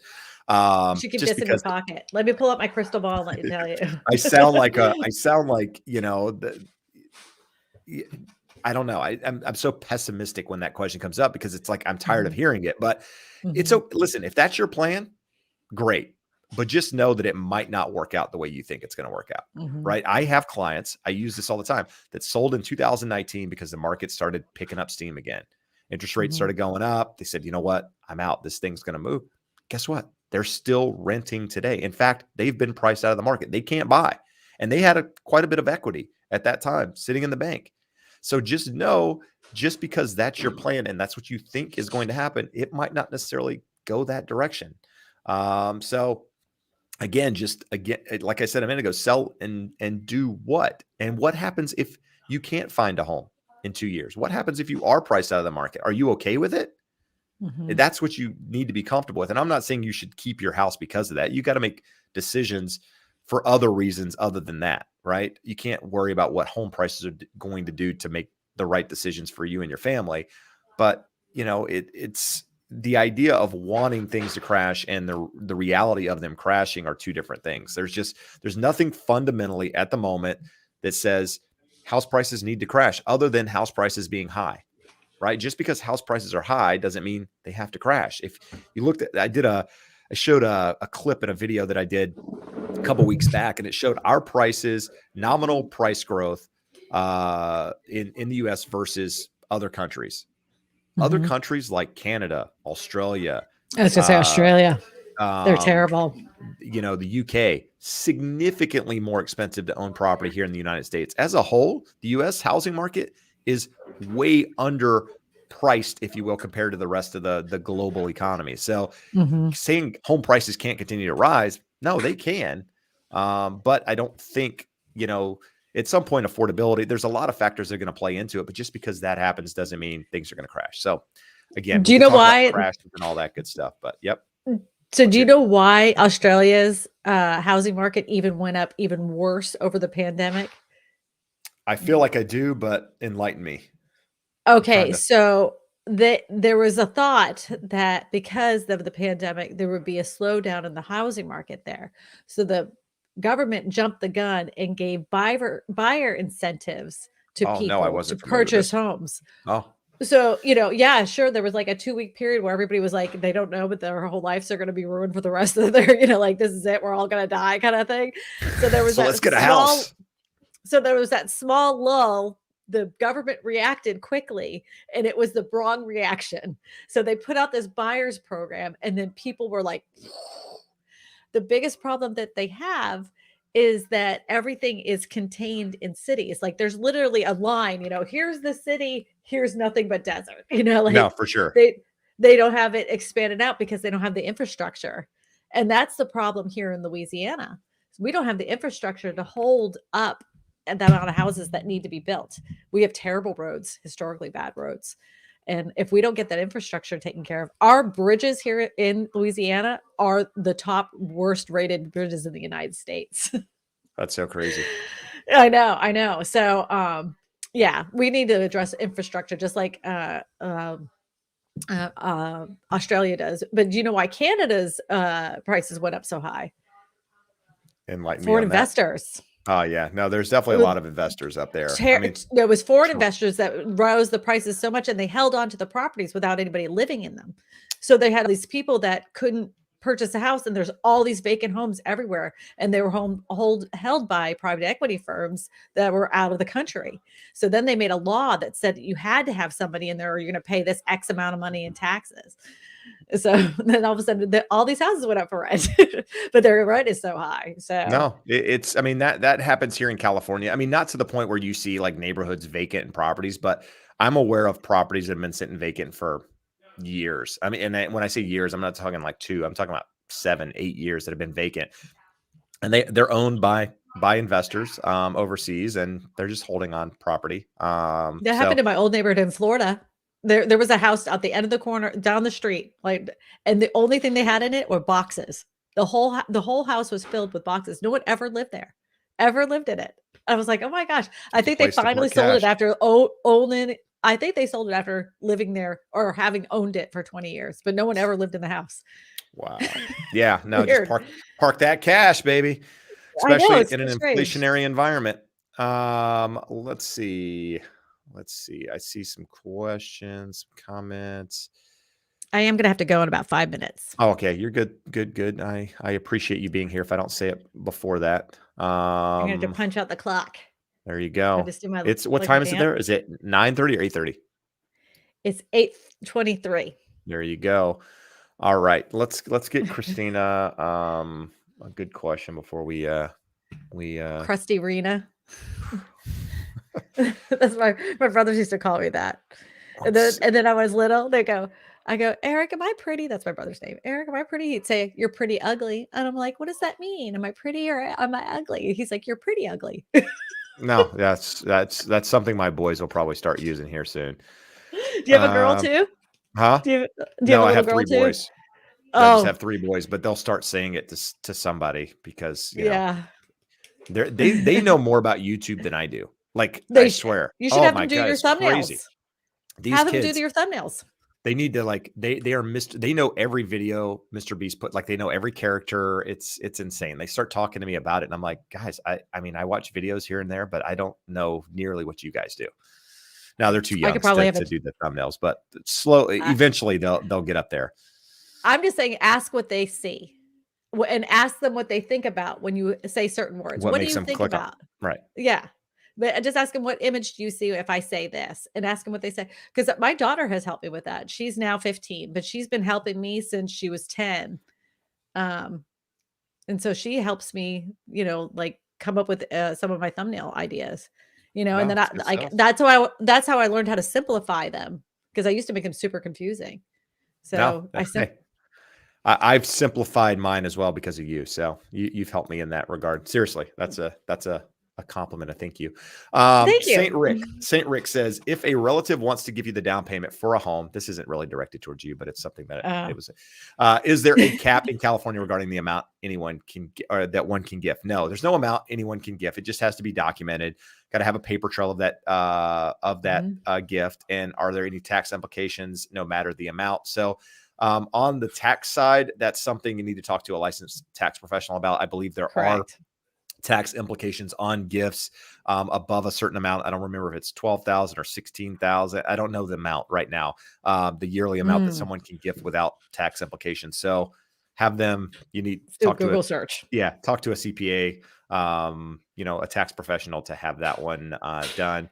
I know Christina's got to run here, so I'm just going to, say thank you again, Christina, for being here last minute. Appreciate you jumping on. Give her a thumbs up to let her know you enjoyed the video. Enjoyed the live you want to stream. add? I'm just looking up this. It's $15,000, by the way. 15. It's 15,000 for a gift. Yeah. Is the production assistant in the background typing up stuff right now and feeding it to you? I just did it on my phone. Look at you. I love the old Google webs. I love the old there Google you go. webs. I said 12 to 16, so I was kind of in the ballpark, but not really. Yeah, no, you were good. You were better than me, because I was thinking 30,000. But I do want to say thank you for asking me to come on here. It's a pleasure to always be able to speak and everything. And you've always been a nice asset to my channel as well when you do live streams with me. So I'm glad that we get to all learn together. That's the best part. And people, you know what? This is the craziest part. So everybody thinks that real estate agents are like, are the fishes and they don't help each other out and everything else.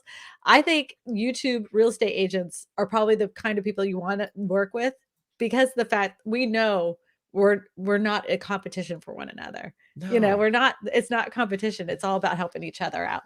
And that's all we ever want to do for you guys that are watching. We just really want to help you.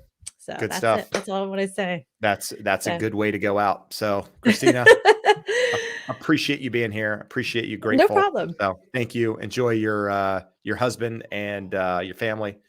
And my daughter just finished her first day on the job. She's a now working girl. My youngest daughter is nice. So you start paying rent. Know. Give her that invoice.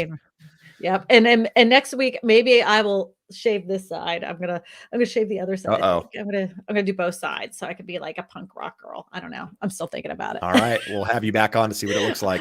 I'm having a Britney Spears moment. Hey, if you do that, let's live stream it. Let's get this done. We'll do it for charity or something. There you go. All right, everybody. Awesome. Have a great evening. Thank you, Jeb. I appreciate you. See you, Christina. All right, bye-bye. Bye. All right, guys. So now you just have me. I'm apologizing in advance, but it's me. So I'm going to go back through some of these questions here and see what we got so we can address them. Appreciate you guys sticking around for an hour and a half already. 234 of you watching. If you're finding any value at all tonight, hit the subscribe, hit the like button. Again, it's helpful, helps more people see it. And so, yeah. Anyhow, let's see what we've got here. Baby girl. Lots of homeowners who didn't sell went deeper into debt during the pandemic with upgrades banking on their equity. Equity is only tangible at the moment you decide to sell. Yeah, there's a lot of people doing upgrades to property. In fact, I mean, everywhere I go, there is construction on property. Now the question is, did they go into debt, using credit cards, or did they pull the equity from their property and do a cash out refinance? How you never know, right? For the most part, just the outside looking in. But when you use equity in your property or equity, if you're going to pull cash out of your property, if you're doing upgrades, I can get on the side of you doing it. If you're going to go out and buy boats and cars and that sort of thing, it's hard for me to justify. Your property's not an ATM, and that's how a lot of people got in trouble during the last debacle. The difference now versus then, though, is that you can't go to 100% financing and pull out all of that cash, right? Whereas back in 06, 07, you could go 100% financing, cash out, refinance, take out all the equity. In fact, there were programs out there that were 110s and 125s. You could take out 125% of your equity.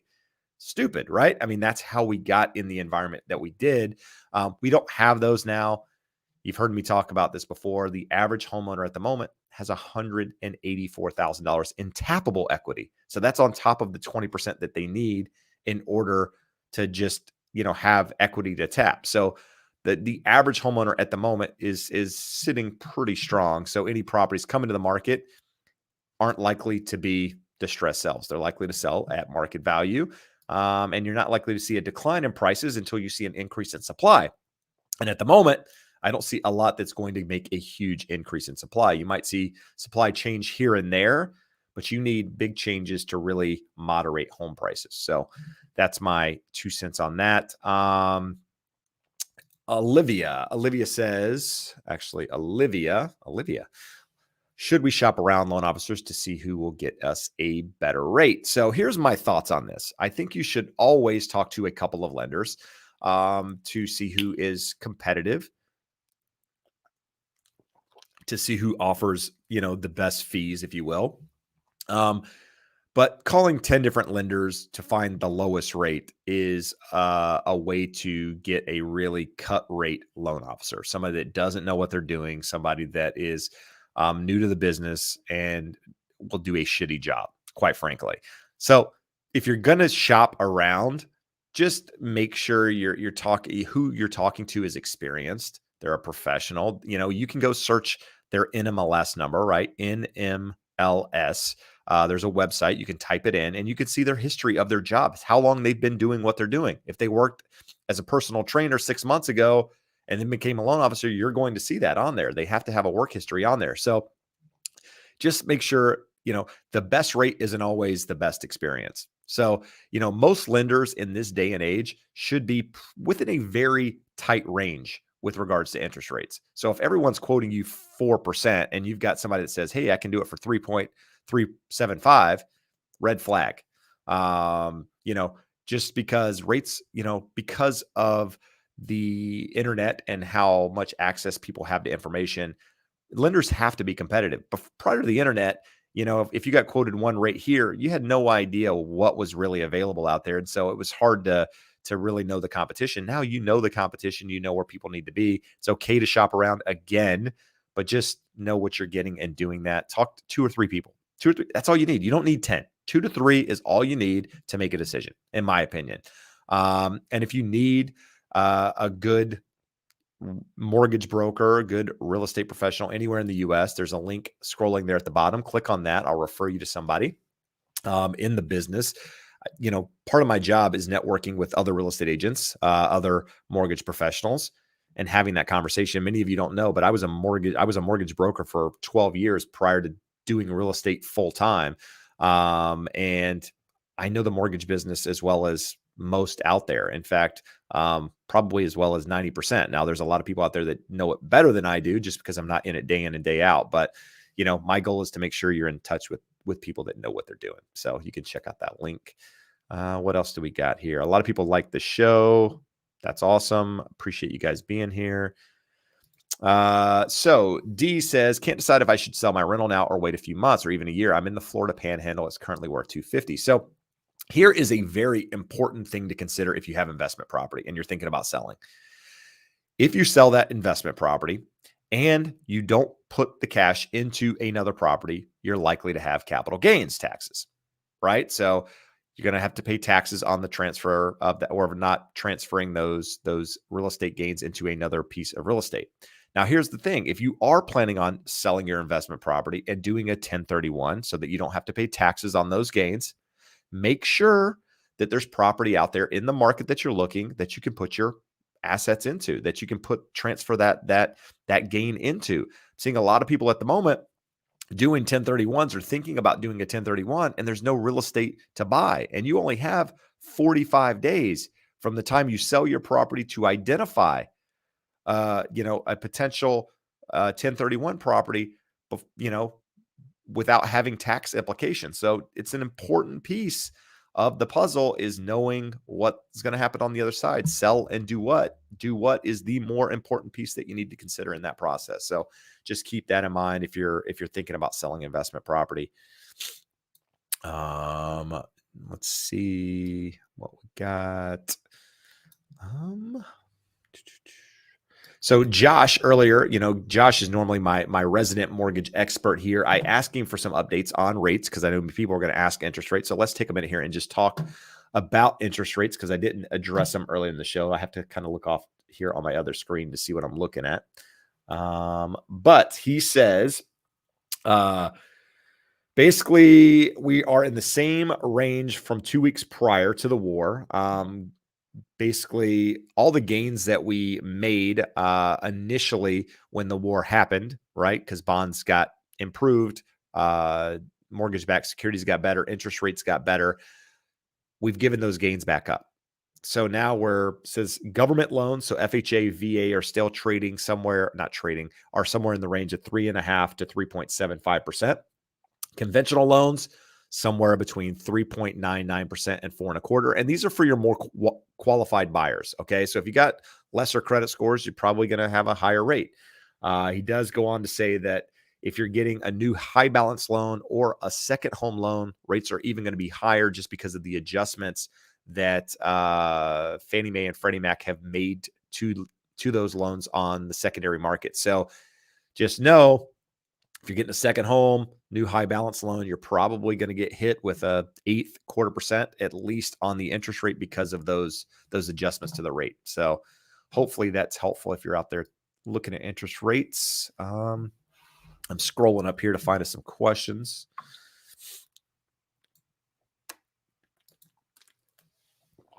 So Steven says, if you are in the process of closing, but you missed your lock-in date for your interest rate, can they raise your interest rate? And if so, what happens if you no longer can afford the new rate? The answer is absolutely yes. So when you lock an interest rate, you lock it for a period of time. I would say the majority of loans out there are probably locked on 30-day locks. So what happens if you get to the end of that 30 days and you've delayed the process in some way? That lock's getting ready to expire. Well, the lender can usually pay to have that lock extended for a period of time. I don't know what the periods are these days, but it's somewhere between 7, 10, 15 days can be extended. And that cost, the lender might eat that cost, or they might try to pass it along to you as the buyer. And usually, if it's 1/8%, that's 1/8% of your loan amount that you're having to pay in order to extend that lock. Now, if it's the lender's fault that you're delayed, the lender should eat the cost. Now, if it's the seller's fault that you're delayed, that's something that needs to be discussed with the seller. Now, you're in a seller's market and there's other issues going on there. I mean, they have the leverage, and so they might play hardball, but it's one of those things that it does happen. But somebody should step up and take responsibility, and so that you don't have to take on the higher rate. Now, what happens if you have to take on a higher rate and you no longer qualify? If you've released your contingencies, if you've released that loan contingency on the loan, then you're screwed, so to speak. Now, in the residential purchase agreement here in the state of California, it basically says there's a spot to put an interest rate in. If you have to take a loan higher than a certain rate, then you can use that loan contingency to back out of the loan. But if you've already released that loan contingency, you can't use that. So you could end up at a risk of losing deposit. So just understand consequences there. Make sure, again, working with an expert professional out there, that link below will get you to one, so that you don't have to worry about losing a lock or whatever. I mean, back in the days when I was lending, we had to extend some locks. I ate that cost. It's not something I wanted to do, but in order to save business, save face, sometimes you have to do that sort of thing. So just make sure you're working with somebody that, does business like that so you don't have any concerns. All right. Burn It Up. Burn It Up says, thanks to you, I did not wait and get priced out. I moved to the high desert in California. Homes near me are selling 30 to 50 grand above. Congrats to you for making the decision to do it. Again, as long as you're buying for the right reasons, it's okay to buy homes. I mean, too many people in today's day and age are worried about the cost of their house, right? I have money in equities and stocks, quite a few different stocks. I don't look at the stock market every day. In fact, there's times where I go weeks without even looking at the market or the stocks that I have. I look at the overall market, but I don't look at what my portfolio is doing. Why? Because I have a long-term time horizon. I don't really care. I don't really care what the market does today, right? The only time I care is if it drops substantially, I'm just going to buy more. So, real estate is similar. If you have that longer-term time horizon, who cares? Who cares? And there'll be people out there that say, that's stupid. No, I don't. I don't care. I just buy for the right reasons, have money in the bank. You'll be fine. It will, the real estate market is going to pull back at some point. It needs to pull back at some point. Is it going to crash? No, but a pullback is necessary. If you have that 10-year or so time horizon, 7 to 10 years, the average homeowner at the moment staying in their property around 8 years. I've been in mine 10. That was never the goal. In fact, 10's flown by. So if you have that, you'll be in good shape. Just 2 cents. Get that off my chest, guys. We don't have a lot of questions. Me and Christina did a lot of talking, and you guys didn't ask questions during that time. Would also like to, at the point in the show, say, many of you guys know, but Josh and I, my regular mortgage expert that's a guest on here, started a podcast a couple weeks back. Latest episode is what's driving home prices. So if you search The Educated Home Buyer on Apple, on Spotify, you'll come across it. It will look like that in the corner there. And we talk about home prices. What's driving home prices? How high can home prices go? We touch on all of that. So if you're interested, you listen to podcasts, check that out. Again, it's not the same content. I don't post the same content that I post on YouTube on there. I don't just take the audio and put it on there. It's a different conversation entirely. Josh and I go back and forth. So check it out. If you're not a listener, be sure to, again, I'll say check it out just so you can have an idea of what's happening in the housing market.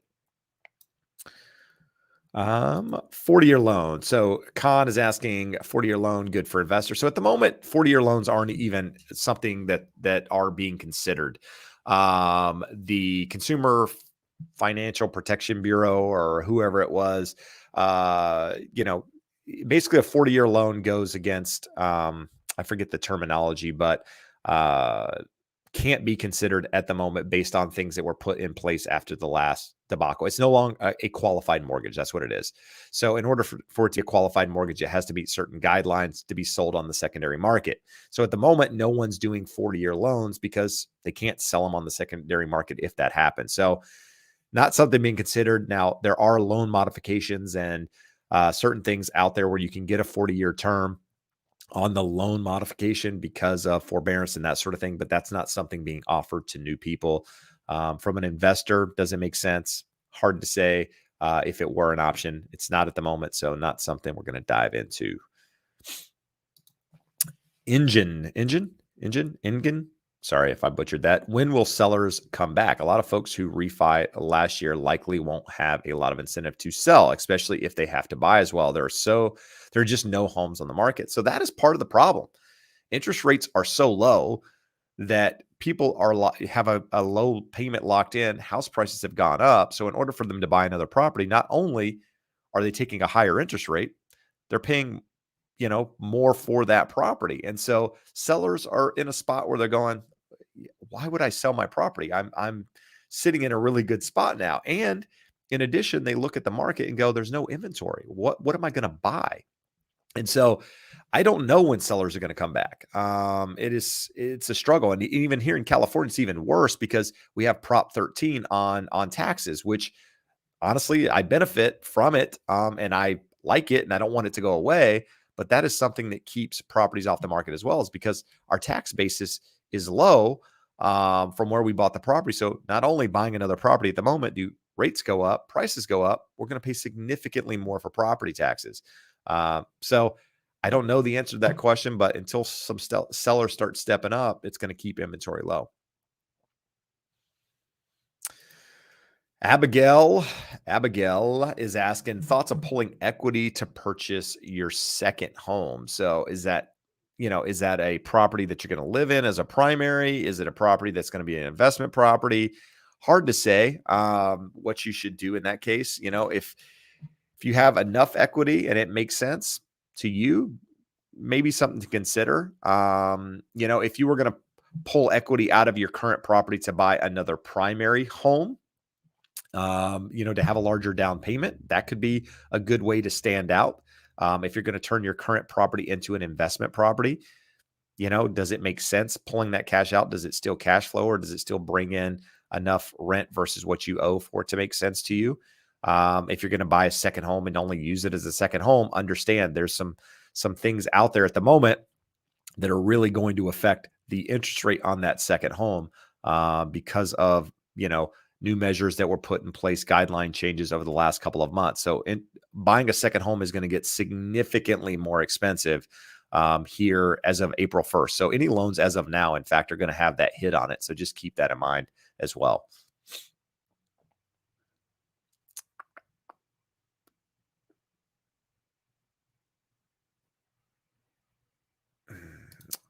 Let's see. Why can direct lenders offer lower interest rates versus the big banks? I was able to refinance 2.25 interest for 20 years in October of last year. So,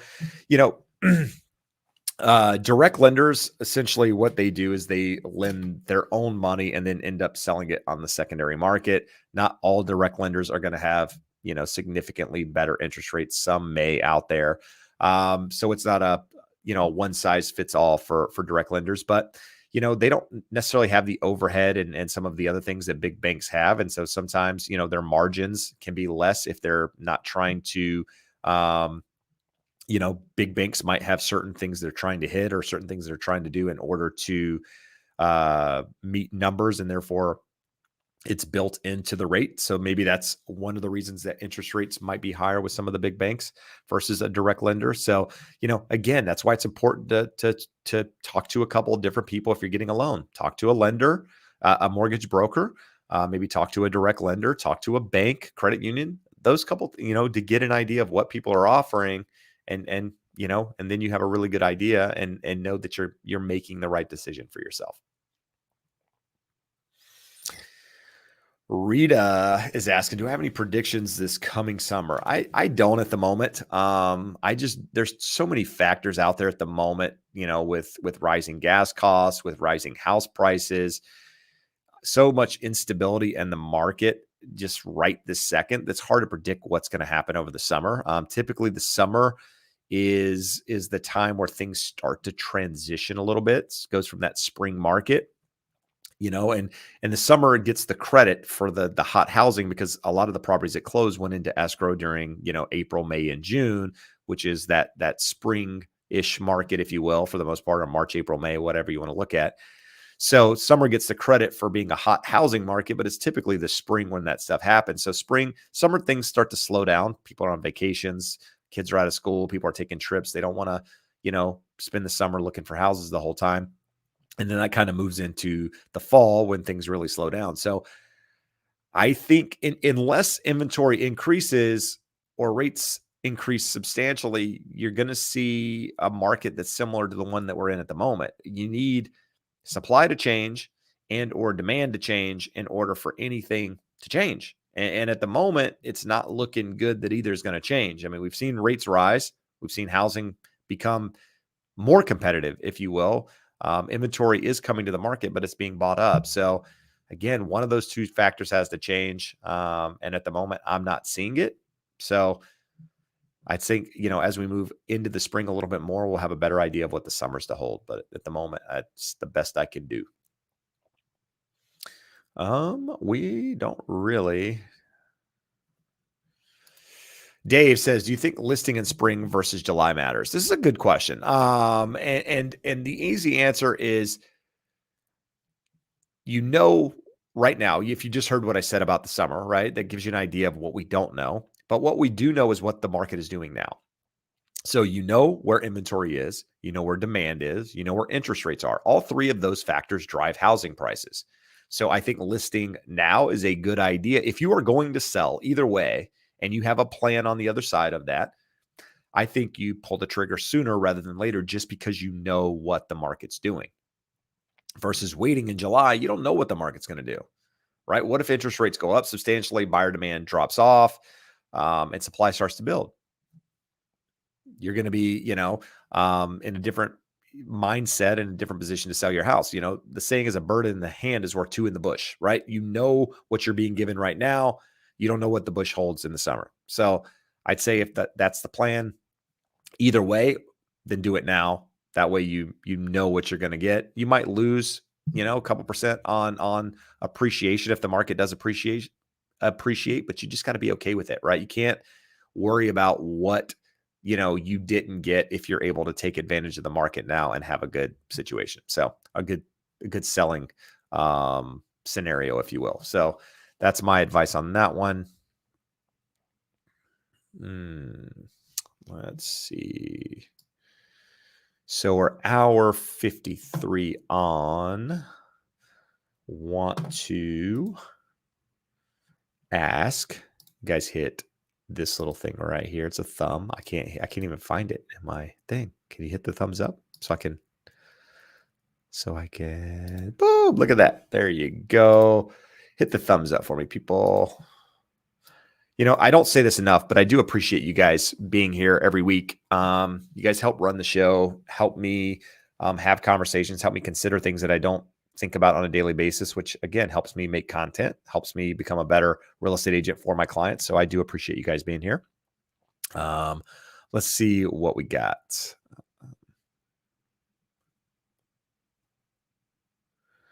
So we got this question here. Let's remove that thing in the back because we no longer need that now. All right. So seller is leveraging lack of inventory to sell a house with lots of repairs damage. How much should you be willing to spend on incurred cost in order to close on a house? That is one of those things that you've got to determine on your own. Unfortunately, it's not like I can give you that answer. To each home buyer, that's going to be a little bit different. If you're handy, repairs damage might not be a big deal. To others that don't know how to do anything, it might be a huge deal. So sellers definitely have the advantage. But don't be afraid to ask for credits. Don't be afraid to ask for things to be fixed. You typically have more leverage during the process. So once you're in escrow, because people don't want to start the process over, but you got to be willing to draw that line in the sand and negotiate to it. And if it doesn't work out, be willing to walk away. And so you got to understand, if you do walk away, are you going to pay more for the next house? Those things, all of that matters. But I can't give you a number. It would depend on the house and the stuff that needs to be fixed. If it's all cosmetic stuff, I don't really think if it's a big deal. But if it's the roof, the HVAC, the water heater, all the major systems of the house, that stuff gets expensive.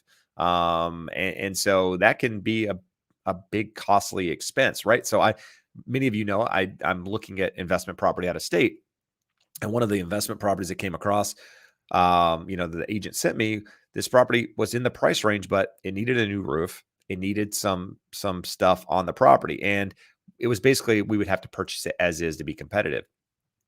I didn't want to buy that property and spend, 10 to 12 grand on a roof to begin with, another 4 or 5 grand on replacing the condenser or whatever. So it was going to cost me this money right out of pocket.